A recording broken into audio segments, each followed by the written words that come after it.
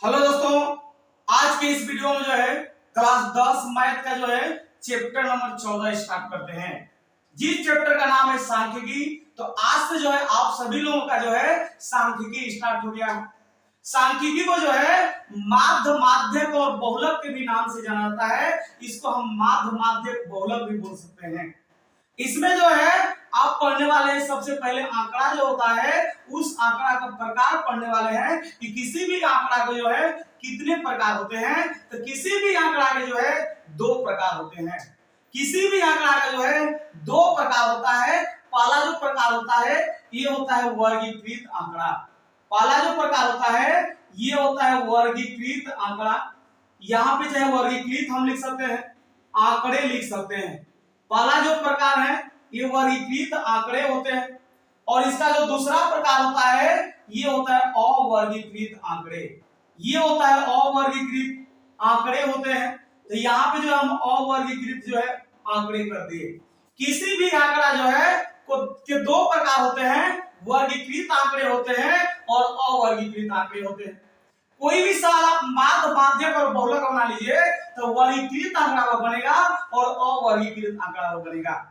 अब जानिए कि वर्गीकृत आंकड़ा क्या होता है। तो जिस सवाल में जो है अगर आपको अंतराल दिया रहता है, कोई भी सवाल जो है अगर अंतराल में दिया होता है तो वो जो होता है वर्गीकृत आंकड़ा। अंतराल का मतलब क्या हो गया, जैसे दे दिया 0 से 2, 2 से 4 दे दिया, 4 से 6 दे दिया, 6 से 8 दे दिया और 8 से 10 दे दिया। ये जो है एक अंतराल है। किसी भी सवाल को जो है अगर आप अंतराल में दिया जाता है किसी भी सवाल को तो उसको जो है हम वर्गीकृत आंकड़ा कहते हैं। और इससे जो है पक्का बता रहे हैं कि आपकी परीक्षा में सवाल आता ही आता है। ये जो है इससे लॉन्ग जो सवाल होते हैं, जो ज्यादा नंबर के सवाल होते हैं, वो सवाल जो है इससे वर्गीकृत आंकड़े से आते ही आते हैं। और अवर्गीकृत का क्या होता है, अवर्गीकृत आंकड़ा क्या होता है, जिस सवाल में जो है वर्ग अंतराल नहीं होता है। जो सवाल बिना वर्ग अंतराल का होता है उसको जो है हम बोलते हैं अवर्गीकृत आंकड़ा।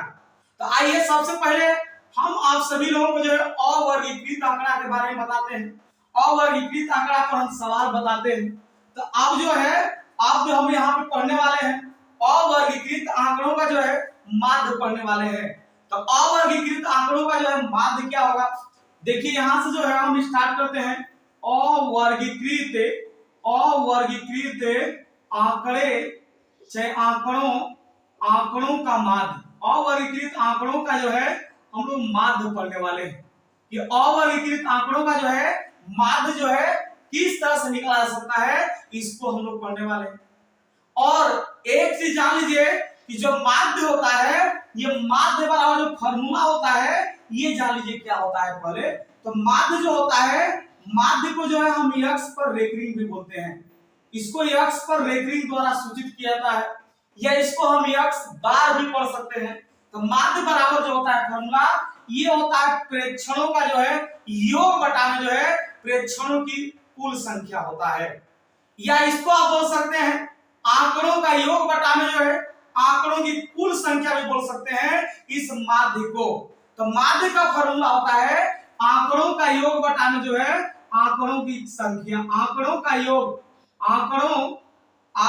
योग बटा में जो है आंकड़ों का जो है योग, आंकड़ों का योग बटा में जो है ये होगा आंकड़ों की कुल संख्या।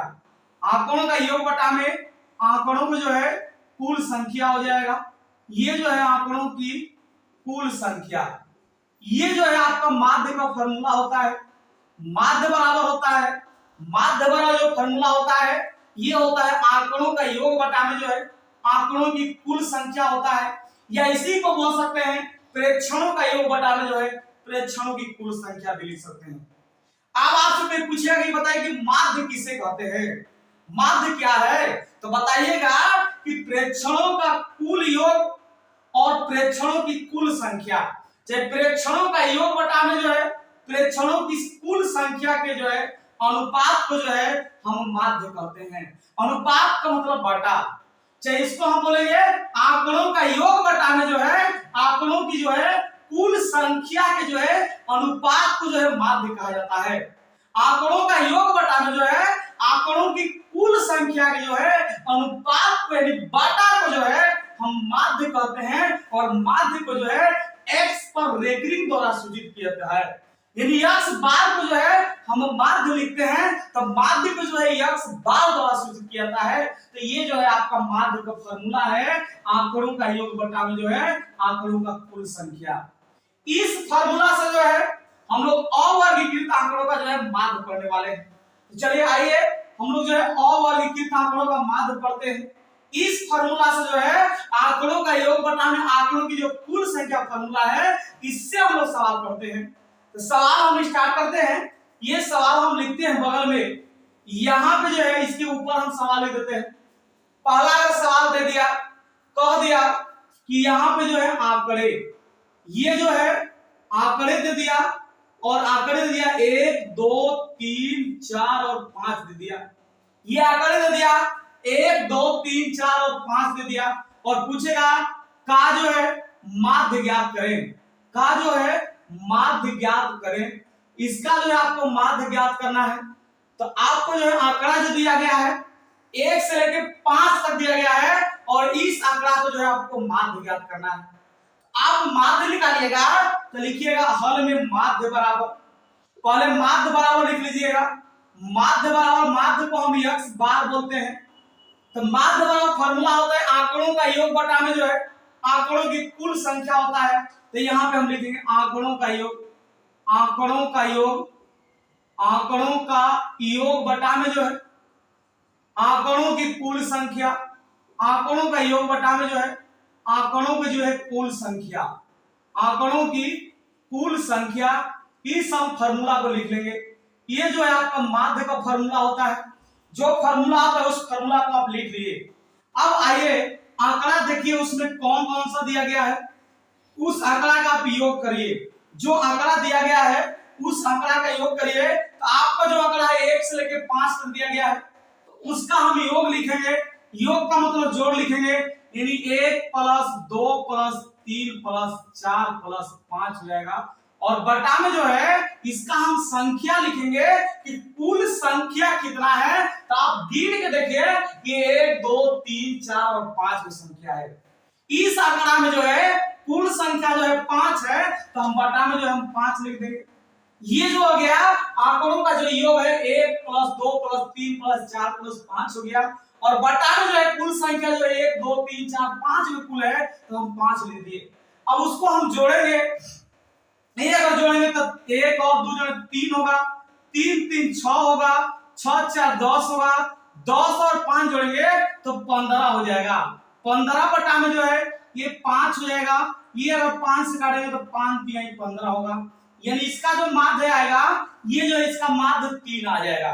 3 जो है इसका आंसर होगा। इसी तरह से आगे आप और सवाल बना सकते हैं।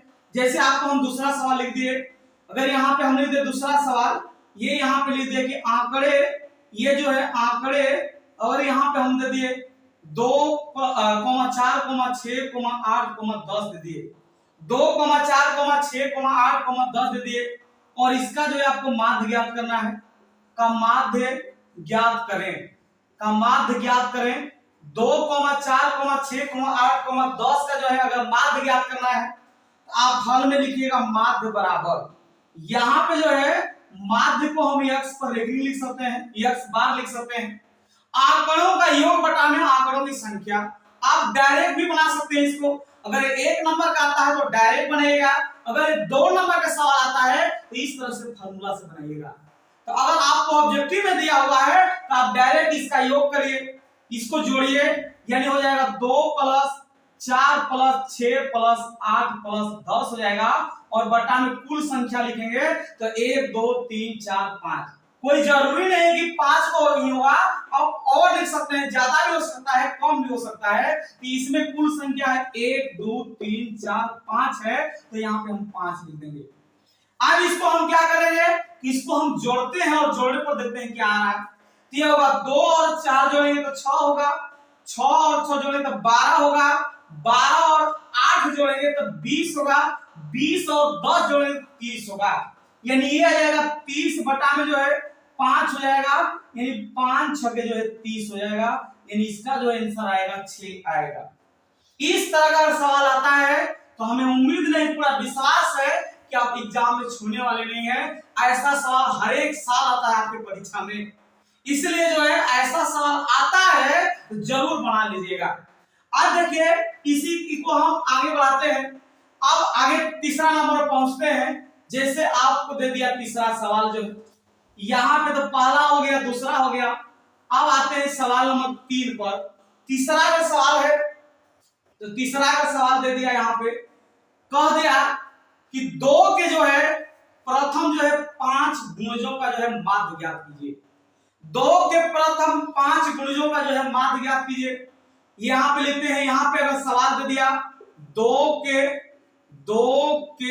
प्रथम 5 गुणजों का माध्य ज्ञात कीजिए। 2 के प्रथम 5 गुणजों का माध्य ज्ञात कीजिए। 2 के प्रथम 5 गुणजों का माध्य ज्ञात कीजिए। इस तरह से अगर सवाल आता है तो पहले ध्यान से समझिए।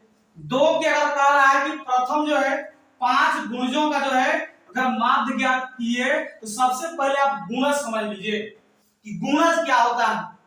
जिसका आपको जो है जिस गुणज का माध्य ज्ञात करना है, गुणज समझ लीजिए क्या होगा। तो आपको पूछ रहा है कि 2 के प्रथम 5 गुणजों का माध्य ज्ञात कीजिए। गुणज का मतलब पहला होता है। अगर 2 के प्रथम 5 गुणज लिखना है तो आप 2 का पहला 5 बार लिख दीजिए। 2 का गुणज जो होगा, 2 का गुणज जो होगा, 2 का गुणज अगर लिखना है तो 2 का जो है अगर गुणज लिखना हो तो 2 का जो गुणज होगा 2 होगा, 4 होगा, 6 होगा, 8 होगा, 10 होगा। इस तरह से आगे और हो सकता है। इसी तरह आपको 3 का गुणज लिखना है तो आप 3 का पहाड़ा लिख दीजिए। 3 का पहाड़ा होगा 3 होगा, 3 का 3, 3 गुना 6, 3 3 के 9, 3 4 के 12, 3 5 15, आगे 3 6 के 18, आगे और हो सकता है। ऐसे आपको जो है अगर 4 का गुणज लिखना है, अगर आपको 4 का गुणज लिखना है तो 4 का पहाड़ा लिखिए। 4 का 4, 4 गुना के 8, 4 3 12, 4 4 के 16 और 4 5 20। इसी तरह से आपको अगर 5 का भी गुणज लिखना है तो आप 5 का भी गुणज लिखना है तो 5 का पहाड़ा लिख देंगे। अगर 5 का गुणज लिखना है तो आप 5 का पहाड़ा लिखेंगे। 5 का 5, 5 दूनी 10, 5 3 15, 5 4 के 20, 50 25। आगे और हो सकता है। गुणज का मतलब पहाड़ा होता है। तो 2 के कह रहा है कि प्रथम जो है 5 गुणजों का जो है आप माध्य निकालिए। तो 2 का प्रथम 5 गुणज क्या होगा, तो 2 होगा, 4 होगा, 6 होगा, 8 होगा, 10 होगा। यानी 2 का पहाड़ा जो हम 5 बार लिखेंगे तो 2 का जो है गुणज बनेगा 5 गुणज बनेगा। तो यहाँ पे इसका माध्य निकालना है तो हम डायरेक्ट लिखते हैं माध्य बराबर फॉर्मूला प्रेक्षणों का योग बटा में प्रेक्षणों की संख्या, चाहे आंकड़ों का योग बटा में आंकड़ों की संख्या। तो 2 के प्रथम 5 गुणजों का योग लिखना है तो 2 के प्रथम 5 गुणज कौन होगा, तो 2 का 2, 2 दूना के 4, 2 3 6, 2 4 के 8 और 2 5 10। ये देखिएगा, गिनिएगा, यहाँ पे तो 5 संख्या है, प्रेक्षणों का योग हो गया बटा जो है प्रेक्षणों की संख्या है 1 2 3 4 5 है। तो यहाँ पे जो है 2 के प्रथम 5 गुणजों का लिखना है तो यहाँ पे आपका संख्या जो है कुल संख्या जो है 5 है। तो यहाँ पे हम 5 कर दिए और 2 के प्रथम 5 गुणज हो गया 2 4 6 8 10 हो गया। अब इसको आप जोड़ दीजिए। इसको अगर जोड़िएगा तो 2 और 4 जोड़िएगा तो 6 होगा, 6 में 6 जोड़िएगा तो 12 होगा, 12 और 8 जोड़िएगा तो 20 होगा और 20 और 10 जोड़िएगा तो 30 होगा। 30 बटा में जो है 5 होगा, 5 से काटिएगा तो 5 6 30 हो जाएगा। यानी ये आ जाएगा 2 के प्रथम जो है 5 गुणजों का जो माध्य होगा 6 होगा। इसी तरह से सवाल दे देता है, सवाल दे दिया कि 3 के प्रथम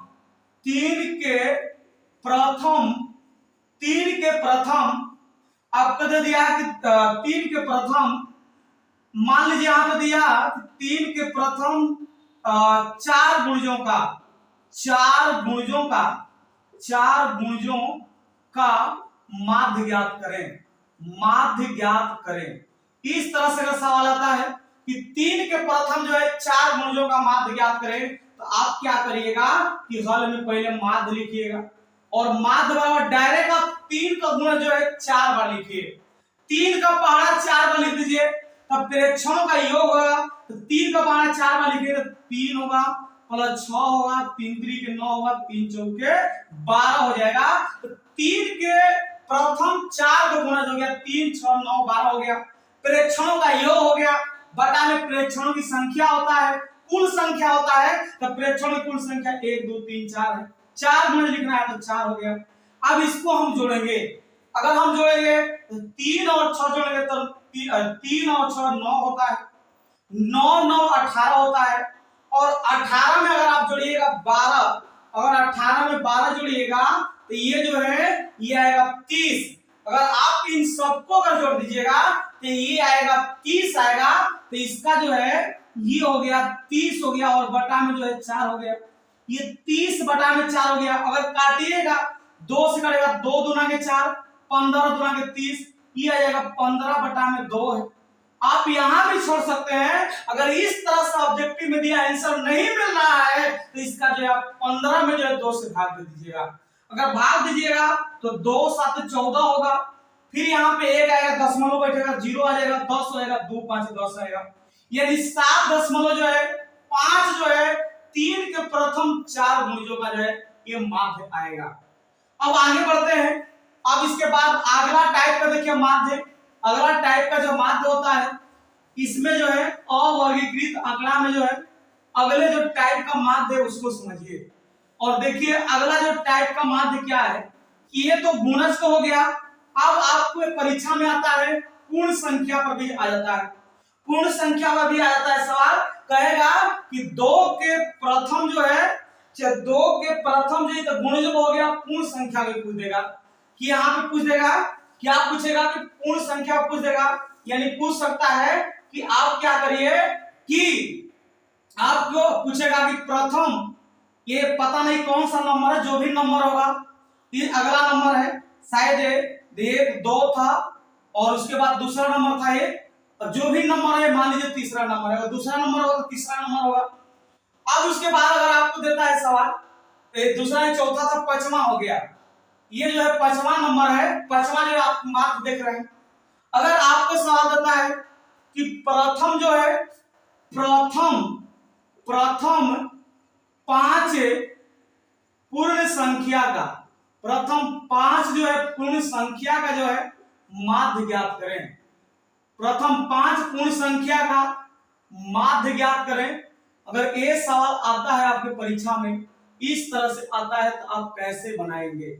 पहले नंबर देखिए पूर्ण संख्या क्या होता है कि प्राकृत संख्या के परिवार में अगर 0 शामिल कर दीजिएगा तो पूर्ण संख्या बनता है। यानी पूर्ण संख्या जो होता है एक होता है 0 होता है, 1 होता है, 2 होता है, 3 होता है, 4 होता है, 5 होता है। इस तरह से आपका पूर्ण संख्या बनता है।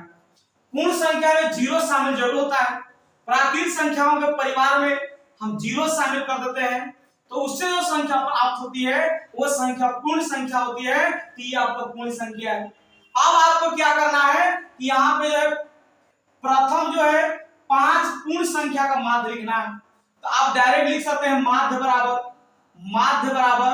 5 पूर्ण संख्या का योग, मतलब आंकड़ों का योग बटा में आंकड़ों की कुल संख्या। तो यहाँ पे 5 पूर्ण संख्या हुआ 0 1 2 3 4, गिनिएगा तो 5 पूर्ण संख्या हो जाएगा। 0 1 हुआ, 2 हुआ, 3 हुआ, 4 हुआ, 5 हुआ। और बटा में जो है 5 पूर्ण संख्या का माध्य लिखना है तो हम बटा में 5 कर देंगे। अब इसको हम जोड़ लेते हैं। अगर जोड़िएगा तो 1 और 2 3 होगा, 3 3 6 हो जाएगा, 6 और 4 जोड़िएगा तो 10 हो जाएगा। तो 10 बटा में जो है ये 5 हो गया। अगर ये काटिएगा तो 5 गुना के जो है 10 हो जाएगा। यानी ये आ गया प्रथम जो है 5 पूर्ण संख्या का माध्य जो आ गया ये आया 2। प्रथम 5 पूर्ण संख्या का जो है माध्य जो आया ये 2 आया। क्या इसका ट्रिक भी हो सकता है? क्या ये प्रथम पूर्ण संख्या का जो माध्य ज्ञात कर रहे हैं क्या कोई इसका ट्रिक है?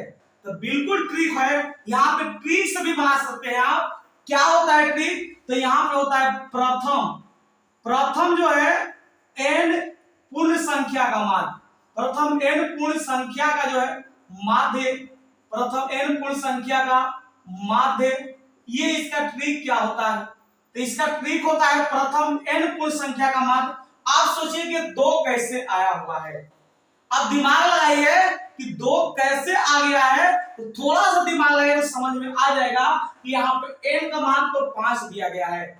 जब n का मान 5 दिया गया है तो 2 कैसे आएगा, इसका अगर आप ट्रिक बनाइएगा तो ये होता है n-1 बटा में जो है 2 होता है। n-1 बटा में जो है 2 होता है प्रथम जो है n पूर्ण संख्या का मान। अगर आपको ज्ञात करना है प्रथम n पूर्ण संख्या का मान तो n-1 बटा में 2 भी लगा सकते हैं। n क्या है आपका, तो n जो है प्रथम 5 को पूर्ण संख्या का मान लिखना है, तो n का मान 5 है, तो 5 - 1 बटा में 2, यानी अब 4 बटा में 2 होगा। अगर इसको काटिएगा तो ये आ जाएगा 2। प्रथम 5 पूर्ण संख्या का मान जो है आप 2 निकाले हैं। इस तरह से ट्रिक से भी बना सकते हैं, n-1 बटा में 2 होता है। अगर इसी तरह से अगर हम पूछे कि ये बताइए कि प्रथम 3 पूर्ण संख्या का मान बताइए कि क्या होगा, तो n का मान 3 है, तो 3 - 1 बटा में 2, 3 में से 1 घटेगा तो ये हो जाएगा 2 बटा में 2 होगा, यदि 2 से 2 कटेगा तो ये आ जाएगा 1। तो यहाँ पे अगर आपको और सवाल देखना है, छठवां सवाल देखना है, तो यहाँ पे हम लिखेंगे प्रथम जो है, अगर आपको हम लिखें कि 10 जो है पूर्ण संख्या का माध्य बताइए, 10 पूर्ण संख्या का माध्य ज्ञात करें। प्रथम जो है 10 पूर्ण संख्या का जो है का माध्य ज्ञात करें। प्रथम 10 पूर्ण संख्या का माध्य ज्ञात करें, तो इसको जो आप ट्रिक से भी बना सकते हैं।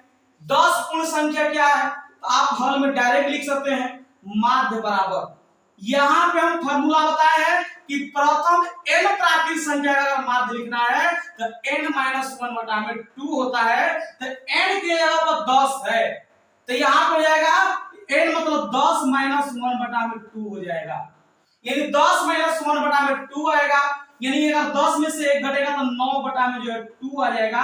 अगर इसका भाग दीजिएगा तो 2 चौके 8 हो जाएगा और 2 5 10 होगा, यानी 4.5 आएगा। अगर आप उस फॉर्मूला से प्रेक्षणों का योगदान प्रेक्षणों की संख्या से बनाइएगा तो यही आने वाला है, आप बना के दिखाते हैं। अगर आप बनाते हैं प्रेक्षणों का योगदान प्रेक्षणों की संख्या से तो वही मान आने वाला है। जैसे देखिए यहाँ पे अगर आपको 10 को पूर्ण संख्या लिखना है तो ये हो जाएगा 0, फिर 1 2 3 4 5 6 7 8 9, गिनिएगा तो 10 होगा, 1 2 3 4 5 6 7 8 9 10, बटा में जो है पूर्ण संख्या 10 है, ये 10 होगा। अगर इसको आप जोड़ लेते हैं तो ये 3 होगा, 3 3 6 4 10 5 15, 15 6 21, 21 और 7 28, और 28 से 28 और 17 जोड़ दीजिए, 28 और 17 जोड़िएगा तो ये हो जाएगा कितना होगा, तो ये होगा 15 के 5 होगा, 3 1 4 45 हो जाएगा। ये आएगा 45 बटा में जो है 10 होगा, 45 बटा में 10 होगा, भाग दीजिए तो 4.5 आएगा। यहाँ भी देखिए 4.5 आ रहा है। इसी तरह से ट्रिक हो गया, आपको जो है किसी भी आप पूर्ण संख्या का माध्य ज्ञात करना है, प्रथम n पूर्ण संख्या का जो माध्य ज्ञात करने का ट्रिक होता है ये n-1 बटा में 2 होता है। अगर आपसे हम पूछ रहे हैं कि ये बताइए कि प्रथम जो है 11 पूर्ण संख्या का माध्य बताइए कि क्या होगा, प्रथम 11 पूर्ण संख्या का माध्य क्या होगा, तो आप कहिएगा 11 - 1 बटा में 2 होगा, और 11 में से 1 घटेगा तो 10 बटा में 2 होगा, यानी 2 से घटाइएगा तो ये हो जाएगा 5, यानी प्रथम 11 पूर्ण संख्या का जो माध्य होगा वो 5 हो जाएगा। इस तरह से आप सवाल को बना सकते हैं। अब आइए अगले सवाल को देखिए। अगला जो सवाल आ रहा है, प्राकृतिक संख्या पर भी सवाल आता है, प्राकृतिक संख्या पर आ जाता है सवाल, आपकी जो है परीक्षा में जो है प्राकृतिक संख्या पर सवाल देता है। जैसे अगर दे दिया, कह दिया कि बताइए कि प्रथम 5 प्राकृत संख्या का माध्य ज्ञात करें। प्रथम 5 प्राकृत संख्या का माध्य ज्ञात करें। तो अगर आपके परीक्षा में आता है इस तरह का सवाल, प्रथम 5 प्राकृत संख्या का माध्य ज्ञात करने के लिए आप हल में लिखेंगे प्रेक्षणों का योग माध्य बराबर होता है प्रेक्षणों की कुल संख्या। तो आपको जो है प्रथम 5 को प्राकृत संख्या लिखना है। प्राकृत संख्या जो होता है गिनती का संख्या होता है, मतलब प्राकृत संख्या एक होता है, दो होता है, तीन, चार, पांच, इस तरह से, यानी एक से लेकर जो है अनंत तक प्राकृत संख्या होता है। तो ये गिनती की संख्या को प्राकृत संख्या कहते हैं। तो ये जो है प्राकृत संख्या पांच होते हैं, एक प्लस दो प्लस तीन प्लस चार प्लस पांच को प्राकृत संख्या हुआ। तो फिर आंकड़ों का योग हो गया, बटा में आंकड़ों की कुल संख्या पांच हो गया, तो पांच हो गया। तो ये हो जाएगा एक और दो तीन होगा, तीन तीन छह चार 10 5 15, 15 बटा में पांच हो जाएगा, और यहां से 5 3 15 हो जाएगा, यानी इसका जो है 3 आ गया। और इसी तरह से अगर आपको सवाल दे दिया जाए और यहाँ परीक्षा में पूछ दे कि प्रथम जो है आप क्या करिए कि 10 प्राकृत संख्या का माध्य ज्ञात करिए। प्रथम 10 प्राकृत संख्या का 10 प्राकृत संख्या का माध्य ज्ञात करें। प्रथम 10 प्राकृत संख्या का माध्य ज्ञात करें। तो आप क्या करिएगा कि यहाँ पे जो है लिखिएगा हल में माध्य बराबर क्या लिखिएगा, आंकड़ों का योग बटा में आंकड़ों की कुल संख्या।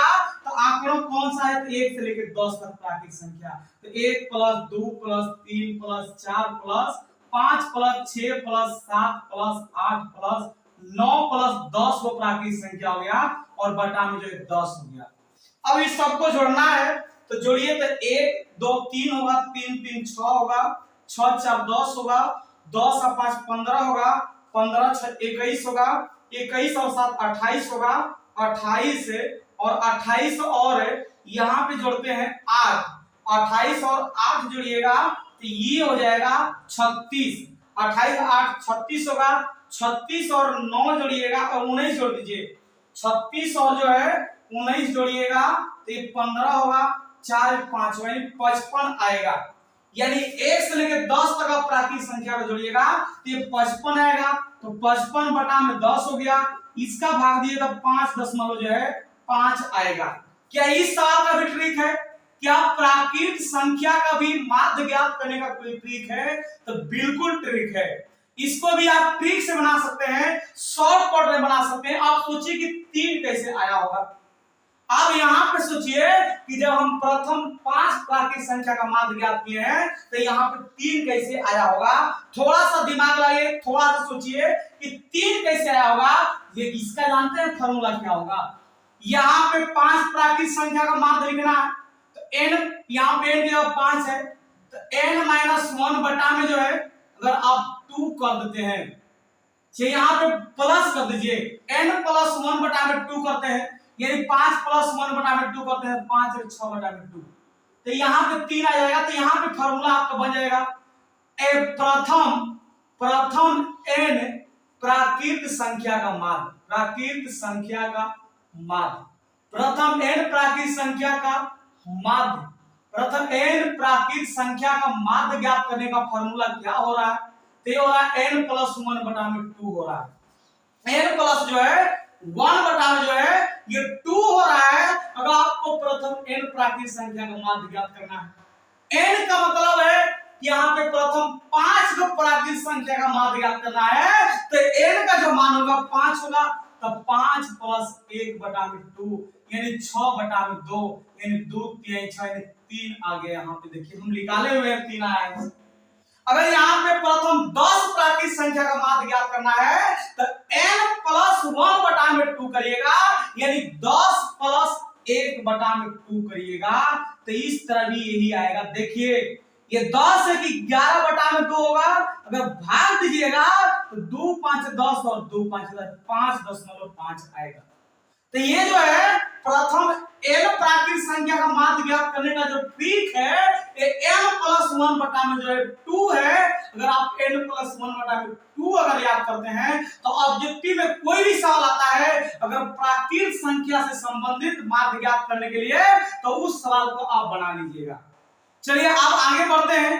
अब आता है सम संख्या, विषम संख्या। तो पहले आपको जो है हम विषम संख्या का बताते हैं, विषम संख्या का जो है हम बताते हैं, उसके बाद सम संख्या बताते हैं। तो इसके बाद देखिए विषम संख्या का हम माध्य ज्ञात करते हैं। प्रथम यहाँ पे देखिए हम कह दे रहे हैं कि प्रथम आप क्या करिए कि यहाँ पे जो है प्रथम जो है यहाँ पे जो है 5 विषम संख्या का माध्य ज्ञात करें। प्रथम 5 विषम संख्या का माध्य ज्ञात करें।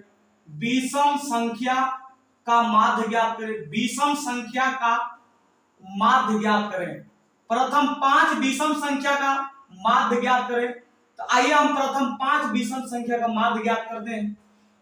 तो आप बताइए विषम संख्या क्या होता है? वैसी संख्या जो 2 से पूरी नहीं कटती है उसे हम विषम संख्या कहते हैं। विषम संख्या 1 3 5 7 9 11 13 15 17 ये सब जो है विषम संख्या होता है। जो संख्या 2 से नहीं कटती है वो संख्या विषम संख्या है। तो आपको जो है प्रथम 5 विषम संख्या का माध्य लिखना है। तो आप लिख सकते हैं डायरेक्ट माध्य बराबर आंकड़ों का योग बटा में आंकड़ों की कुल संख्या।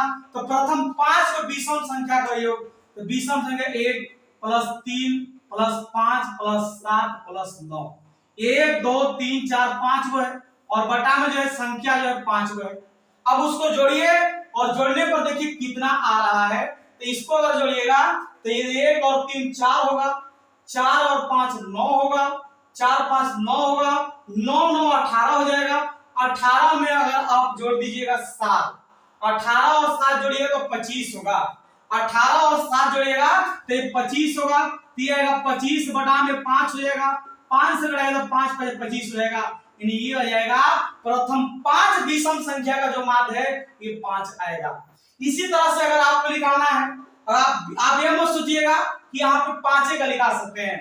आप यहाँ पे कुछ भी रख सकते हैं। अगर आपको पूछे कि प्रथम जो है यहाँ पे चलिए हम सम भी रख सकते हैं। ये 5 जो है विषम है तो विषम रख दिए, हम सम में रखते हैं प्रथम जो है।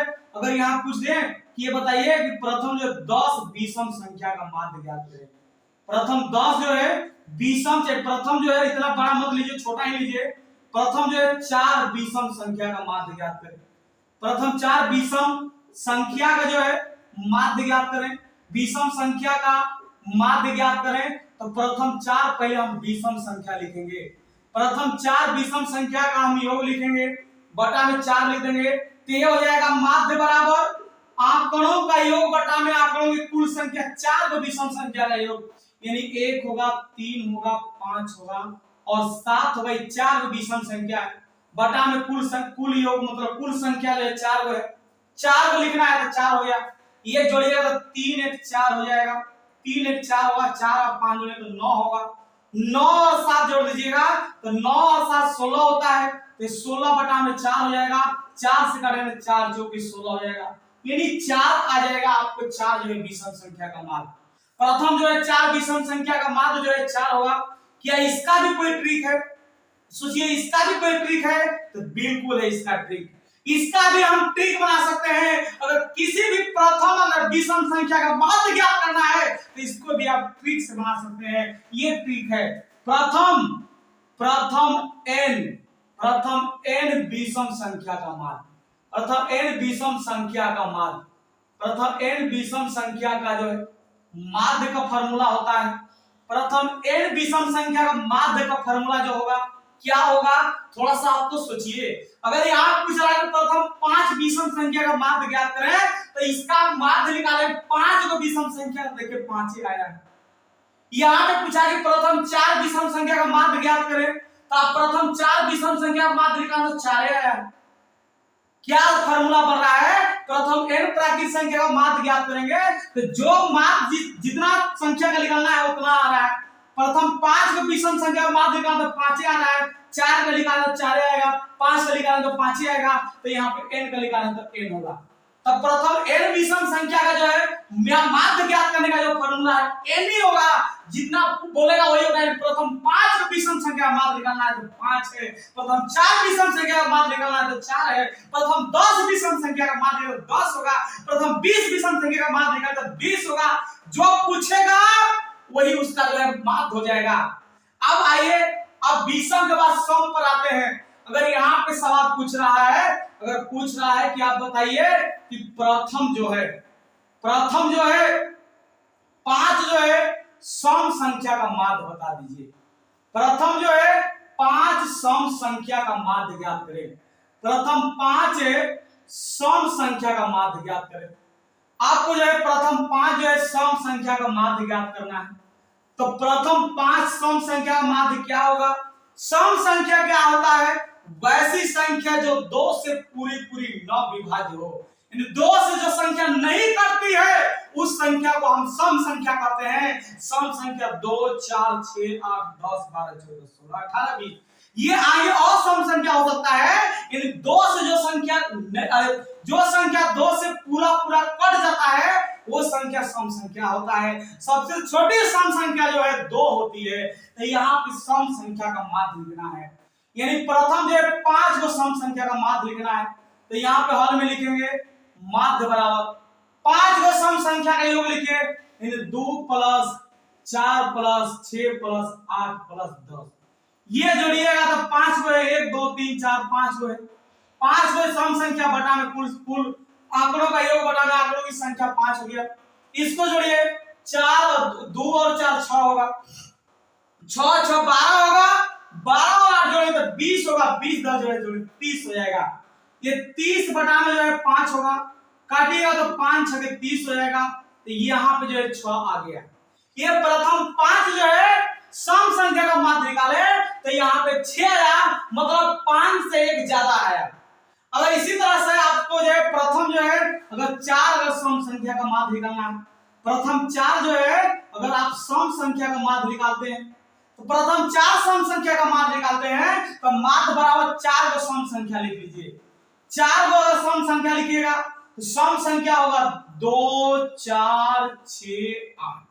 4 को सम संख्या 2 4 6 8 होगा, बटा में जो है आंकड़ों का योग बटा में आंकड़ों की कुल संख्या 4 हो गया।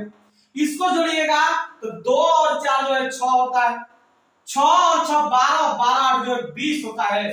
तब 20 बटा में जो है 4 हो रहा है, यानी 4 5 जो है 20 हो रहा है, यानी 5 आ जाएगा इसका आंसर।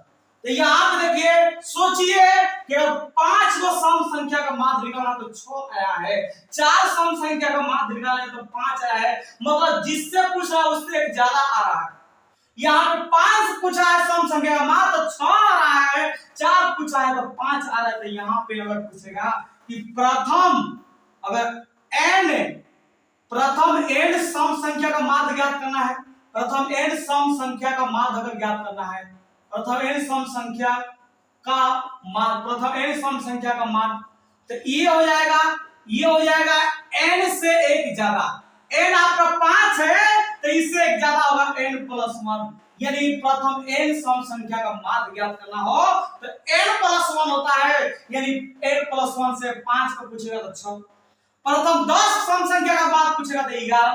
प्रथम 11 कुल संख्या का विषम संख्या प्रथम जो है अगर आपको कोई भी संख्या का मान पूछ रहा है तो उससे जो 1 ज्यादा कर दीजिएगा, उससे 1 जोड़ दीजिएगा तो उससे ज्यादा निकल जाएगा।